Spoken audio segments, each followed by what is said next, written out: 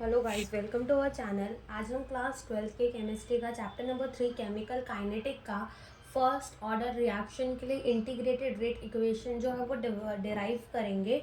Rate constant को उसके derive करेंगे। तो देखो, इंटीग्रेटेड रेट इक्वेशन क्या होता है कि अगर हमारी कोई भी रिएक्शन हो कि हमारा रिएक्टेंट से प्रोडक्ट बन रहा है, तो जो रेट होता है वो डायरेक्टली प्रोपोर्शनल होता है किसके, रिएक्टेंट की पावर n, जहाँ पर n क्या होता है, हमारा order of the reaction.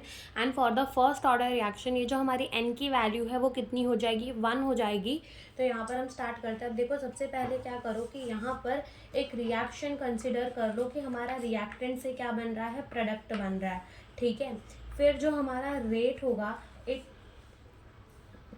Is directly proportional to the reactant की पावर, और टू द रिएक्टेंट की पावर 1। तो देखो, हम रेट को ऐसे भी तो लिख सकते हैं, minus D R by D T is equals to, यहाँ रेट कांस्टेंट आ जाएगा के इंटू यहाँ आ जाएगा आर। अब क्या करो कि इस आर को जो है, इस आर को इधर ले आओ और माइनस डी टी को यहाँ भेज दो। तो क्या हो जाएगा, यहाँ पर डी आर अपॉन में R is equals to minus K D T हो जाएगा। ठीक है, किसके बराबर हो जाएगा, माइनस के डी टी के बराबर हो जाएगा। अब इंटीग्रेशन ले लेते हैं दोनों तरफ।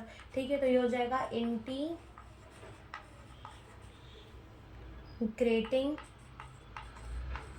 ऑन बोथ साइड, दोनों तरफ क्या ले लेते हैं, इंटीग्रेशन ले लेते हैं। तो integrating on both the side, अब इंटीग्रेशन करेंगे तो यहाँ से डी आर बाई आर का इंटीग्रेशन कितना आ जाएगा, एल एन आर आ जाएगा। ठीक है, और माइनस के डी टी का इंटीग्रेशन जो है वो आ जाएगा minus K into T plus I, where I जो है वो क्या है, हमारा इंटीग्रेशन कांस्टेंट।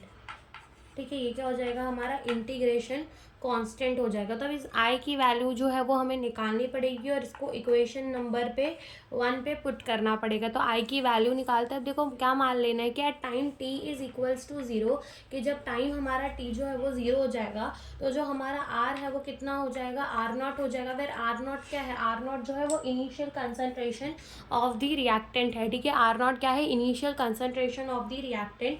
तो यहाँ से अपना क्या हो जाएगा, एल एन, इधर आ जाएगा R nought is equals to, अब देखो यहाँ पर से अपना माइनस के इंटू टी तो हमने 0 रखा है, तो ये वाला टर्म तो पूरा 0 ही हो जाएगा। और यहाँ क्या आ जाएगा, आई, यानी कि आई की वैल्यू कितनी आ गई, एल एन आर नॉट आ गई। अब इसको ये वाले इक्वेशन के अंदर पुट कर देंगे तो क्या हो जाएगा, l N r is equals to minus k t plus l N R naught. ठीक है, और अपन इसको ऐसे भी लिख सकते हैं कि k t is equals to l N r upon में आर नॉट। इसको हम ऐसे भी लिख सकते हैं कि k t is equals to minus k t is equals to l N r upon में आर नॉट। और हम इसे ऐसे भी लिख सकते हैं कि K is equals to 1 by T L N R nought upon में आर भी हम इसे लिख सकते हैं। K is equals to 1 by T L N R nought upon में आर भी लिख सकते हैं। अब इस एल एन को अगर हम लॉग में बदले तो क्या हो जाएगा कि K is equals to 2.303 divided by T. ठीक है, ये क्या हो जाएगा, हमारा log of R nought verse upon में आर। ठीक है, क्या हो जाएगा, log of R nought upon में आर। तो ये हमारा आ गया रेट इक्वेशन। ठीक है, सॉरी, ये हमारी के की वैल्यू आ गई for the first order reaction. ठीक है, रेट कांस्टेंट के की वैल्यू आ गई for the first order reaction, that is 2.303 upon में टी।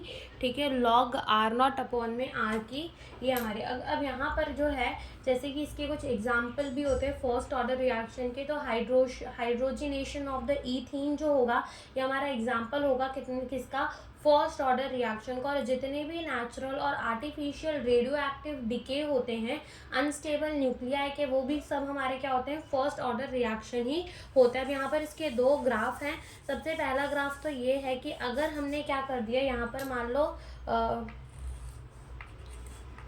हमने टाइम ले लिया इस तरफ, ठीक है, और इस तरफ हमने क्या ले लिया, एल एन आर ले लिया, तो ग्राफ कुछ ऐसा बनेगा। और यहाँ पर जो है हमारा क्या आएगा, यहाँ पर जो है हमारा आएगा एल एन आर नॉट, और इसकी जो स्लोप होगी वो क्या होगी कि K is equals to minus of the slope. तो एक ग्राफ हमारा ये बनेगा।